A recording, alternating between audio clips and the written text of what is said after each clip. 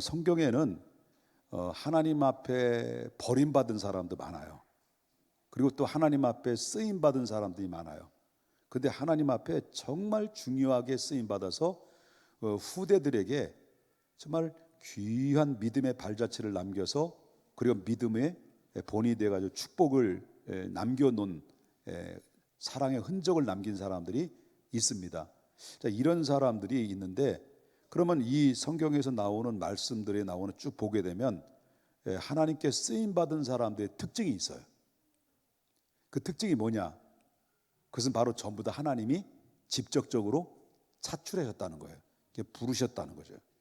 그래서 부르셔서 하나님이 그들을 사용하시고, 그리고 축복하시고, 그들을 통해서 많은 그런 하나님의 기적과 능력을 베풀어 주셨던 것을 성경에서 발견하게 되는데요.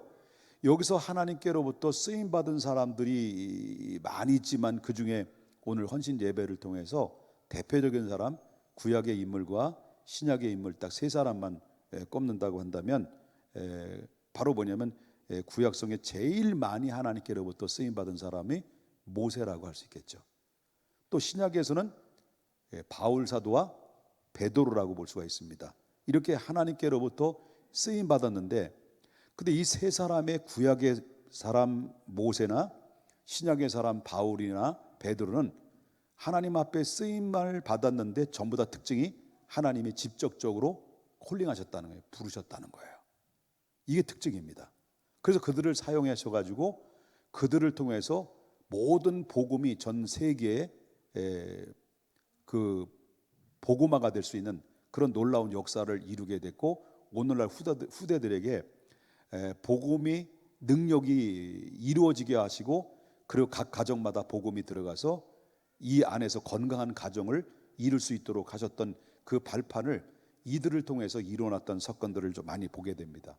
대표적으로 이제 모세를 또 본다면, 모세는 애굽으로 이 광야에 있을 때 애굽으로 가려고 기도한 적도 없어요.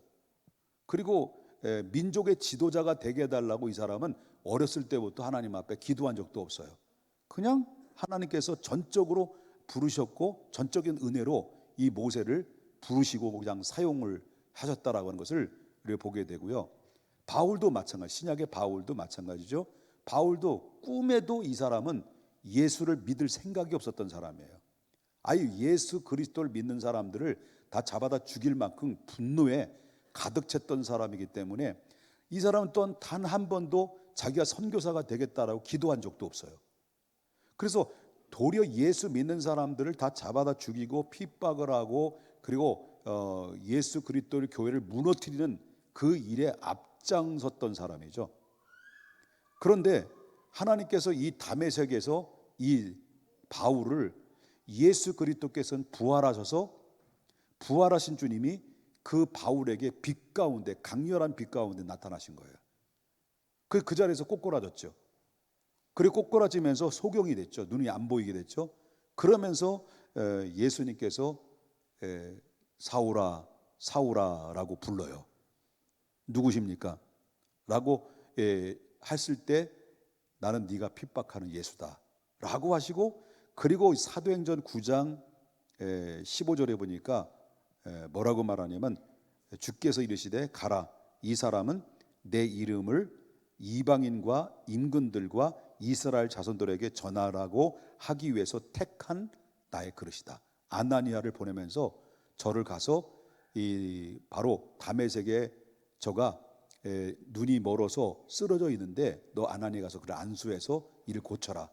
그러면서 아나니아에게 이 사람은 이방인들과 그다음에 임금들과 이스라엘 백성들에게, 그리고 복음을 전하기 위해서 내가 부른 사람이다 라고 이렇게 아나니아에게 지시를 해서, 아나니아 그 말씀 듣고 가서 안수기도해서 눈을 뜬 사람이죠. 그래서 이 바울이 예수 그리스도로부터 직접적으로 부름받은 사람이 바울이었다라고 이제 하는 것이죠. 그렇기 때문에 바울은 자기가 자원하지 않았어요. 하나님이 직접적으로 예수 그리스도를 통해서 차출을 하신 것이라고 볼 수 있는데, 하나님이 차출하셔서 하나님의 그 일을, 사역을 감당하게 하심으로 말미암아 바울은 그 신약에서 가장 많이 쓰임받는 하나님의 사람이 됐다라고 하는 것입니다. 저도 물어본다면 전 목사님 처음부터 목회하고 싶어 태어나기 전부터 기도했나요? 기도 안 했어요. 넌 태어나기 어떻게 몰라. 난 그냥 태어나고 나니까 별로라는 생각을 들었어요. 세상이 왜 이래, 그리고 뭐 등등. 세상이 너무 싫었어요. 왜 환경도 싫었어요. 너무 가난하니까. 너무 가난해서 싫었어요. 그러다 살다 보니까 이제 내가 예수 믿고 싶어서 믿었나? 그냥 주님이 믿을 수 있도록 나에게 그냥 일방적으로 그냥 두들겨 내 마음을 때리셨죠. 그리고 예수를 영접하고 자녀가 되는데, 내가 뭐 목사가 되겠다고 기도한 적도 없어요. 그냥 부르신 거예요. 그래서 그냥 맨 처음에 거절하고, 2번 거절하고, 3번 거절하고, 이러다 4번째 거절하면 이제 죽게 생겼구나. 그래가지고 결국 예수님의 말씀 앞에 감동에 순종을 한 거지, 처음부터 목사가 됐다고 되려고 했던 것이 아니죠.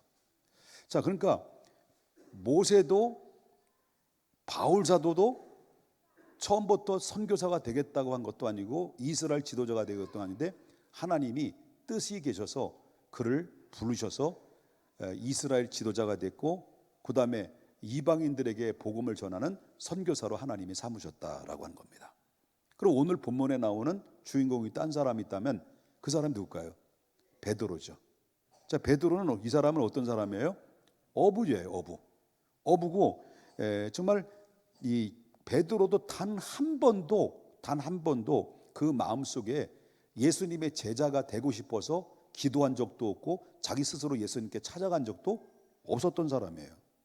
그런데 이 복음의 사도가 되겠다라고 기도한 적도 없는데, 갈릴리 어느 날이 있습니다. 갈릴리 바다에 그냥 금을 던져서 고기 잡고 생계를 유지했던 평범한 사람이었던 이 베드로에게 어느 날 이 베드로가 그 팀들하고 그 왜 동료들 있잖아요.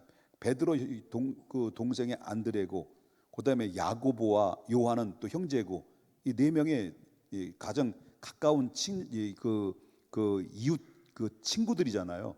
같이 이제 배를 띄워서 고기 잡으려면 그 팀들이 함께 모여서 이렇게 으쌰 응애요 하고 이렇게 고기를 잡는단 말이에요. 그런데 이 사람들이 밤새도록 이제 그날에 고기를 잡으려고 그물을 내렸는데 단 한 마리도, 피레미 새끼도 안 걸렸어요. 여기 피레미 새끼라는 말은 안 나왔는데 단 한 마리도 못 건진 거예요. 그냥 빈 그물만 가지고 와서 이제 새벽에 와서 그물을 씻는데, 근데 예수님이 온 거예요, 그 자리에. 그래서 예수님이 오셔가지고 예수님께서 다 이제 접고 이제 집에 그물 씻고 들어가려고 할 찰나에 예수님께서 뭐라는, 깊은 데 다시 들어가는 거예요. 깊은 데 다시 들어가서 그물을 내리라 라는 그런 예수님이 생뚱맞는 그런 질문을 하면서 명령을 했죠. 그런데 이 베드로는 예수님이 누군지 알아야 몰라요? 알지. 뭐 나사렛이라는 그 동네에 갈릴리란지 거기서 살아야 인구가 얼마나 되겠습니까? 다 아는 거예요. 그런데 이 예수님이 어떤 직종을 가지고 있느냐? 원래 과거는 예수님 공생에 시작하기 전까지만 해도, 30이 전까지만 해도 아버지 목사래. 아버지가 목수이니까 예수님도 목수 일을 하고 있었단 말이에요. 그 예수님의 그 특기상은 목수예요. 근데 자기는, 이 베드로는 어부로서 잔뼈가 굵은 사람이에요. 근데 어부로서 잔뼈가 굴러 있고 이 기후나 조건이나 물때가 어느 때인지를 정확하게 알고 그물을 던지는 사람이거든요. 근데 예수님이 그물 다 던져놓고 이제 빈 그물로 가져왔는데 다시 가서 그물을 던지라고 하니까, 인간적으로 볼 때는 이 베드로는 목수 어부의 충고를 충분히 거절할 수 있겠죠. 아이, 건방지게 말이야. 목수 주제에 내가 잔뼈로 이 어부로 잔뼈를 굶었대. 잔뼈로 굵었던 사람이 이런 사람인데 어디 말이야 이 나한테 이렇게 그물을 다시 가서 던지라 말이야 하는겨. 화가 날 수 있단 말이에요. 그런데 베드로가 누가복음 오늘 본문에 5장 5절에 뭐라고 말하냐면, 선생님, 우리들이 밤이 새도록 수고했으되 잡은 것이 없지만은, 그 다음에 중요한 거예요. 뭐라고 말해요? 말씀을 의지하여 내가 그물을 내리이다. 당신과 나는 바로 직업적으로나 다 다르지만, 그러나 당신이 말했으니 당신의 말을 의지하여 다시 한번 가겠습니다라고. 그래서 결국 다시 배를 띄운 거예요. 배를 띄워서 다시 들어가서 깊은 곳으로, 예수님의 말씀처럼 깊은 곳으로 들어가 가지고 예수님의 말씀 따라 순종을 했죠. 그물을 내렸죠. 내렸는데 그물이 찢어지도록 고기가 걸린 거예요. 고기가.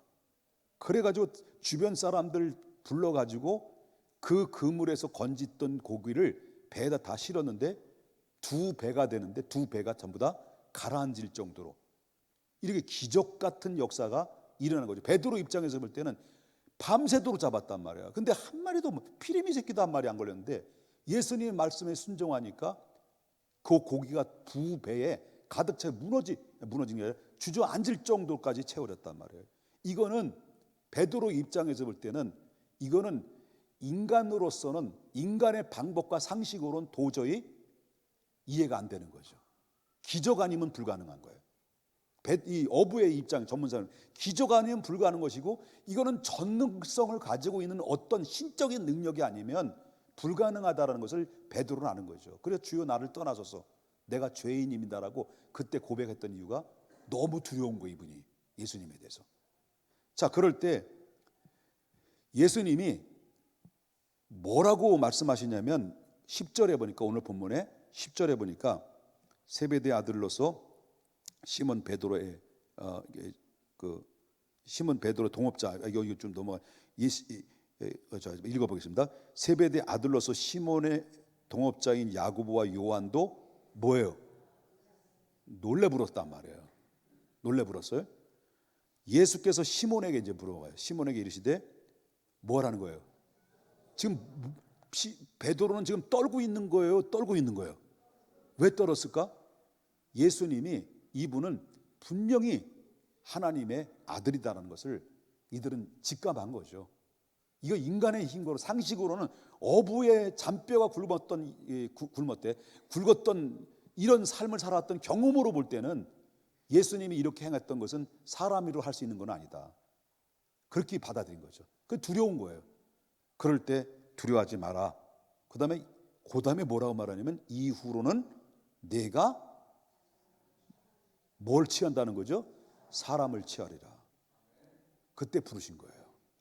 그 부르시는 것은, 이 말씀으로는 좀 누가복음에서는 조금 이렇게 사람을 취하리라, 이 말의 부르심에 대해서 약간 미미한 것이죠. 그러니까 다른 성경에 보니까 마태복음, 요한복음에도 똑같이 나와요.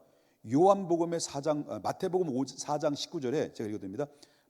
이 광경입니다. 말씀하시되 나를 따라오너라. 베드로에게 이때 나를 따라오너라. 내가 너를 사람을 낚는 어부가 되리라. 분명히 예수님께서 베드로에게 너는 나를 따르라라고 부르다는 거예요. 자기가 따르고 싶었던 게 아니에요. 주님이 부르신 거예요. 그래서 오늘 11절에 나오는 말씀을 보게 되면, 그 말씀을 듣고 이들이 반응이 뭐예요? 그들의 배들을 육지에 대고 모든 것을 버려두고, 그리고 따르라는 말씀 앞에 어떻게 했다는 거예요? 순종했다는 거예요. 그리고 그때부터 이 베드로는 예수님을 따르는 제자가 됐다라는 이 말이에요. 자, 베드로는 예수님이 직접적으로 차출을 한 것이지 본인이 예수님을 따르고 싶어서 따랐던 것이 아니었다. 그런데 자, 예수님은 단 한 명도, 제자들이 12명의 제자들이잖아요. 제자들이 지원하겠다, 예수님을 따르겠다라고 지원한 사람이 없어요. 전부 다 예수님 12명의 제자들은 직접 예수님이 부르셨어요. 부르셨단 말이에요. 이게 바로 예수님의 제자들을 부르신 독특한 문제다, 독특한 방법이었다는 것을 보게 되는데, 자, 오늘날 교회는요, 교회라고 교회가 다 교회가 아니죠. 교회라는 간판이 들려져 있지만, 간판이 이미 위에서 붙여져 있지만, 교회가 교회라고 해서 다 교회는 아니다. 교회는 보편적으로 세 가지 종류의 교회가 있어요. 이 세상에는. 하나는 사탄 교회가 있어요. 두 번째는 사람의 교회에 있어요. 그 다음에 세 번째는 하나님의 교회에 있어요.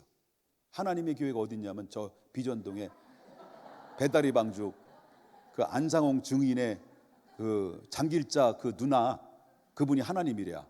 그게 하나님의 교회. 좋은 거는 다 이단들이 다 가져갔어요. 우리 교회 영적 추수 대행진 했는데 추수꾼이 누가 만져? 이 우리 교회 원조인데 뺏어갔어.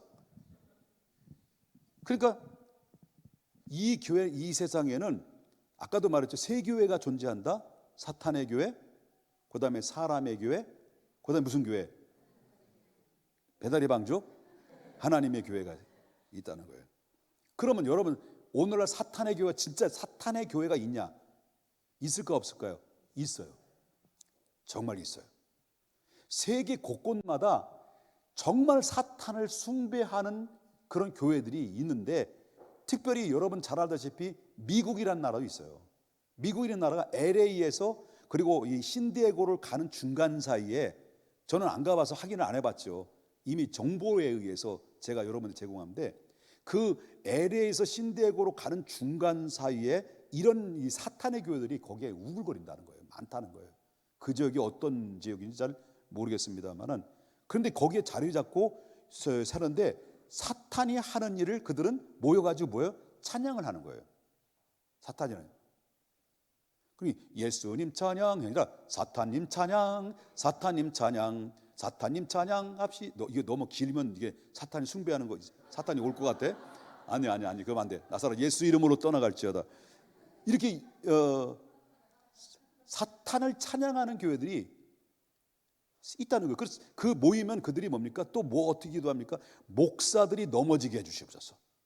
오늘날 세계의 교회 목사들이 다 무너지고 넘어지고 쓰러지고 이렇게 해달라고 그들이 모여가지고 사탄이요 이렇게 했다는 거예요. 그리고 장로들도 둘이 목사들과 막 대빵 싸우게 해주시옵소서. 교회 분열되게 해주시옵소서. 이게 기도한다는 거예요, 사람들이.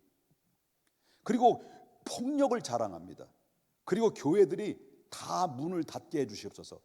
이게 사탄에게 그 기도인데, 여기에 교회도 교회라는 간판을 든다. 이런 교회가 많다는 거예요, 세계에.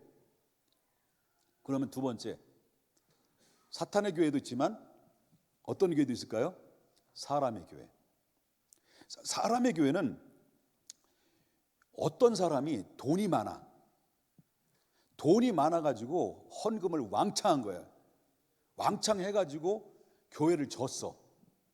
그리고 성도들이 모였어. 교회를 지니까. 그리고 담임 목사님 초빙해. 그러면 마음에 안 들어. 담임 목사님이. 그렇게 자기 마음대로 자기 말을 안 들어줘. 그리고 어떤 때는 이 강단이고 자기가 세웠으니까 바로 강단 옆에 자기 앉은 자리가 있어. 정말 있어요. 그래가지고 옆에서 딱 보면서 조금만 설교를 잘못하면 앞에서 이렇게 이래. 이런 교회들이 있다는 거예요. 그러면 이거는 바로 뭐냐면 교회 주인이에요? 이 사람이 주인이에요? 이 사람이 세운 창립자의 주인이에요. 그러면 여기 평택중앙교회를 설립한 사람이 누구요? 누구요?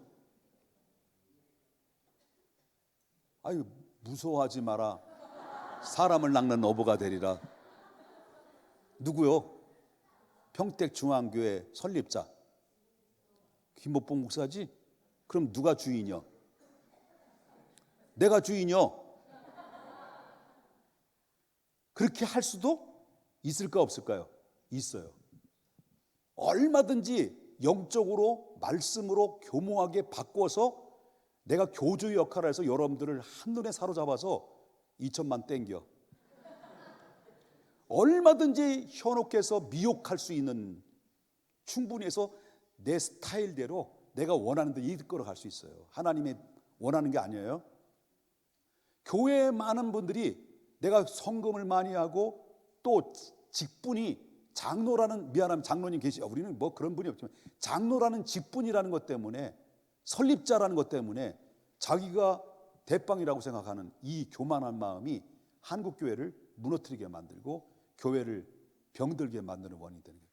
교회는 주인이 있어서는 안 돼요. 오직 주인은 예수 그리스도여야 돼요. 왜? 예수님이 피값 주고 물론 담임 목사가 전세 뜯어가지고 이렇게 뭐 헌금해서 헌신이 많이 있지. 그렇다고 해서 헌신을 많이 했다고 해서 내가 주인이냐? 그건 아니에요. 이건 드린 거지. 그러니까 여러분들, 내가 은퇴할 때 내가 개척교회 때 300만 원 보증금 했으니까 월 15만 원 해서 다 환산해줘 가지고 지금 이 환산, 이 50 현대가로 그거 되면 한 30억 원 정도 될 것 같은데 해줘야 돼. 여러분, 이런 마음 가지고는 이렇게 생각하다 보니까 뭐예요? 내가 이렇게 교회 주체다라고 생각해서, 그러다 결국 뭡니까?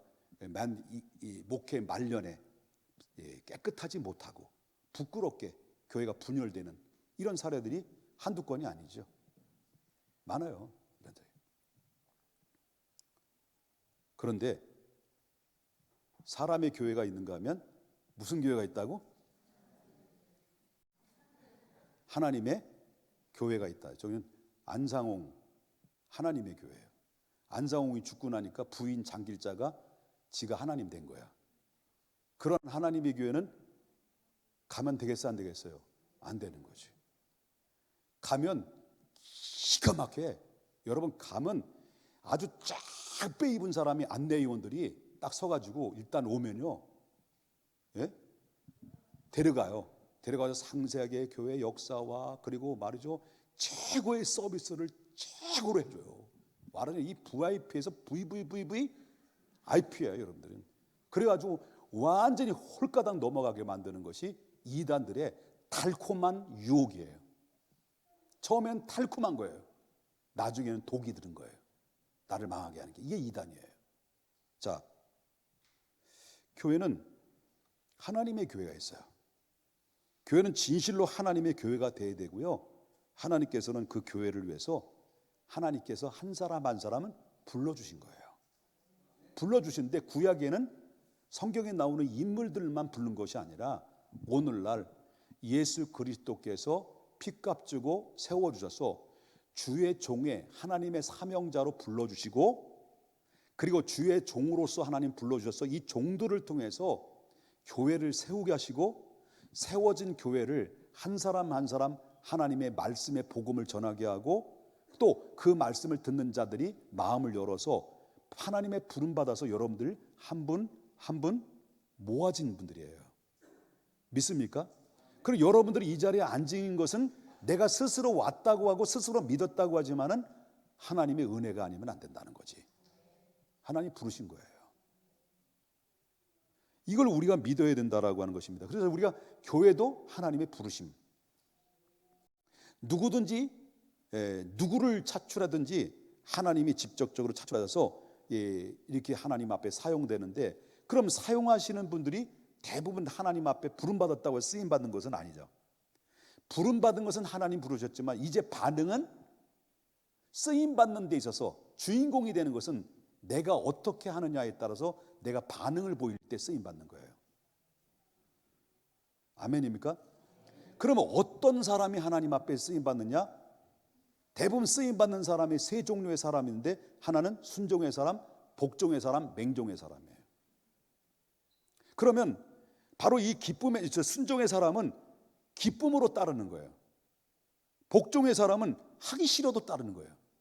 그런데 맹종의 사람은 좋든지 싫든지 따지지도 않고 묻지도 않고 무조건 따르는 거예요. 그런데 하나님의 말씀을 기쁨으로 순종할 수도 있고, 그리고 하기 싫지만 복종할 수도 있지만, 그러나 그런 차원을 넘어서 베드로처럼 하나님의 말씀이라고 한다면 그 말씀을 의지하여 그물을 내리겠습니다라고 따질 틈도 없는 거예요. 그리고 무조건 따르는 사람을 이걸 가지고 뭐라고 말하냐면 맹종의 사람이라고 했습니다. 그러면 맹종의 사람은 우리 인간적인 상식적으로 볼 땐 저 등신, 바보, 천치 이렇게 얘기할 수 있잖아요. 이건 우리 인간에 볼 때는 그렇게 평가할 수 있지만, 그러나 하나님의 쓰임받은 사람들은 바로 뭐냐면 순종도 아니고 복종도 아니고 맹종한 사람들이 가장 두각을 많이 나타나서 하나님 앞에 쓰임받은 사람이라는 거예요. 예를 들어서 볼까요? 아브라함 100세에 하나님이 얻었어. 그리고 어느 정도 10대쯤 중반 됐을 때 그 100세에 주셨던 그 아들을 모리의 산에 번제로 드리라고 했어요. 그때 뭐라고 했어요? 베드로가 주워놓고 뺏어가? 너무한 거 아니요? 그래가지고 핏대 굴렸어요? 아니에요. 그리고 알았습니다. 아니 또 뭐 이 사람은 그 주님의 명령에 따라서 뒤에 생각 안 한 거예요. 하나님의 말씀하시니 그 아들 데리고 번제로 정말 드린 거예요. 맹종이에요, 맹종. 근데 결과는 뭐냐? 그 맹종이 아브라함을 아브라함으로 만들게 했고, 그 아브라함이 하늘의 별처럼 땅의 모래알처럼 믿음의 후손들이 전 세계에 뻗어서 믿음의 아버지가 되는, 내가 하늘의 별처럼 땅의 모래알처럼 내게 복을 줄 것이며 너희 후손들의 복을 줄 것이다라는 그런 축복의 말씀은 뭘 통해서? 맹종을 통해서인 거예요.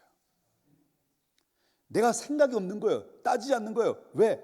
그 말씀은 진리다라는 단순한 말씀 가지고 순수한 믿음으로 하나님 앞에 한 발 한 발 딛고 나갈 때 거기에 기적이 나타나는 것이고 하나님의 반응이 보이는 것이지, 그렇지 않으면 하나님이 움직이지를 못한다는 거죠. 예, 알아요. 그건 아는데, 근데 내 이성으로는 그게 아니에요 라고 할 수 있어요. 모세 보십시다. 모세는 이 사람도 맹종이죠.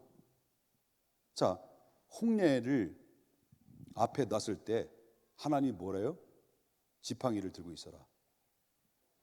그 지팡이를 들고 있어요. 지팡이 뭐 하는 거예요? 그냥 지팡이요. 그냥 나무요. 그리고 홍해를 해서 하라는 거예요, 하나님이. 그랬더니 모세가 들고 했어. 그랬더니 모세가 하나님 말씀대로 했더니 했어. 그랬더니 명령에 따라서 하나님의 말씀이 왜? 진리라는 걸 믿었기 때문에 맹종한 거예요. 그랬더니 홍해가 육지처럼 갈라졌어요. 물도 없었어. 물이 없을 때 하나님이 반석을 지팡이 들고 하라는 거예요. 그랬더니 했어. 그랬더니 콸콸콸콸 나왔어. 이게 바로 뭐냐면 말씀 따라 움직이는 거예요. 그럴 때 하나님이 모세를 사용하시고 모세를 통해서 이스라엘 백성들을 40년 동안 먹여 살린 것이 여러분 맹종을 통해서 이루어진 거예요. 우리가 생각하는 맹종 그거는 아니에요. 정말 하나님을 믿는다면, 하나님을 살아계시다고 한다면 순종에서 넘어서 복종에서 넘어서 맹종이 되는 사람이 하나님의 복을 받더라는 거예요. 우리 교인들도 보면 알아요. 누가 복을 받느냐? 가만히 보면 내가 따지는 사람은 절대 복을 못 받아요. 내 상식과 내 논리와 내 경험을 가지고 하나님의 말씀을 제안하고 따지고 이렇게 계산하고 그렇게 해서 내가 원하는 대로 내 스타일대로 내가 원하는 것만 대시하는 것 결국 못 받아요. 못 받지 못하는 거예요. 성공하는 사람 누구냐? 일관적인 사람이에요. 저처럼 38년 동안 아니지, 그렇지. 중간에 댐빵 싸우고 잘못됐다고 빌고 내가 다시 마음 잡고. 여러분 이렇게 하나님의 놀라운 역사에 움직이는 사람들은 이렇게 하나님의 말씀 믿고 순종하는 사람. 그리고 우리 교회 성도님들을 가만히 이제 분석을 해보면요, 이 복 받는 것은 복 받는 이유가 있구나. 자, 옆에 분 인사합시다. 당신은 맹하게 생겼네요. 인사합시다.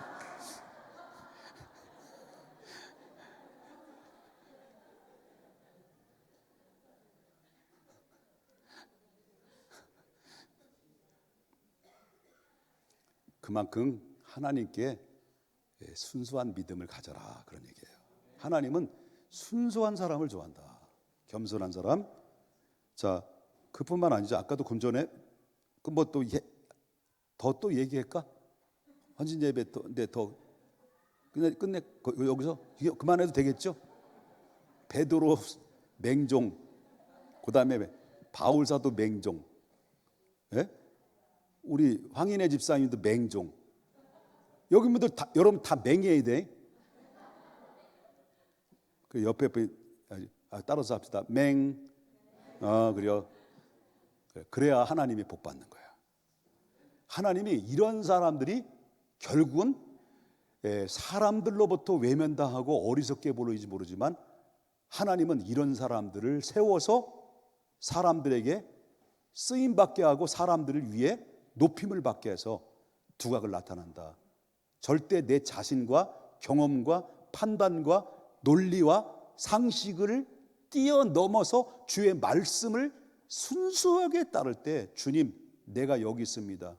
나를 보내셔서 라고 할 때 기꺼이 가는 사도 바울도 이렇게 하나님 앞에 맹종하며 그 일에 쓰임 받았을 때 사도 바울은 신약의 성경회 중에서 복음서를 13권이나 기록했고 그가 가는 곳마다 복음이 편만화해서 소아시아 일대 수많은 교회들을 바울 사도를 통해서 세워져서 오늘날 그 영향력이 세계의 문어발처럼 뻗어나가서 복음이 편만해짐으로 이 대한민국 땅까지 이 바울의 남겨놨던 복음의 흔적이 그대로 우리가 받아서 지금 우리가 그 혜택을 누리고 살아가는 것이라면 우리가 이런 혜택을 누리고 축복을 받는 사람이라면 앞으로 여러분 팔여선교회 자녀들을 위해서는 해야 될 일이 사명이 있어요.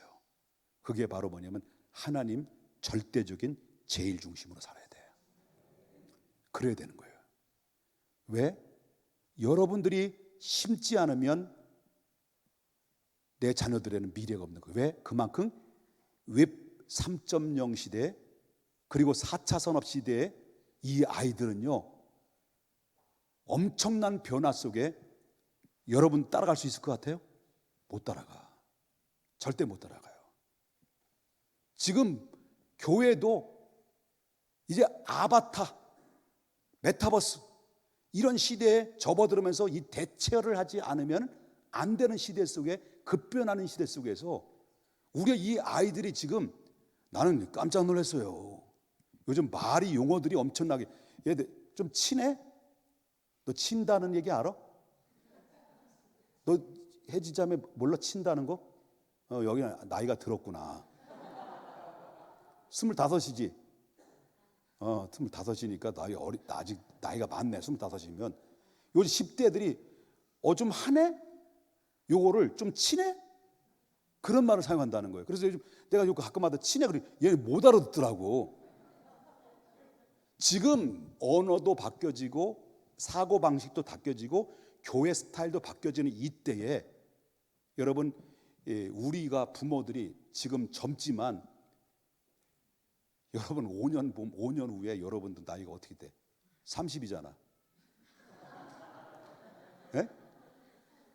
따라갈 수 있어? 못 따라가. 정말 여러분 잘 들으셔야 돼요.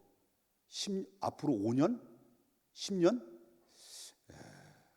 엄청난 변화가 일어납니다. 준비해야 돼요. 준비해야 돼요. 언제?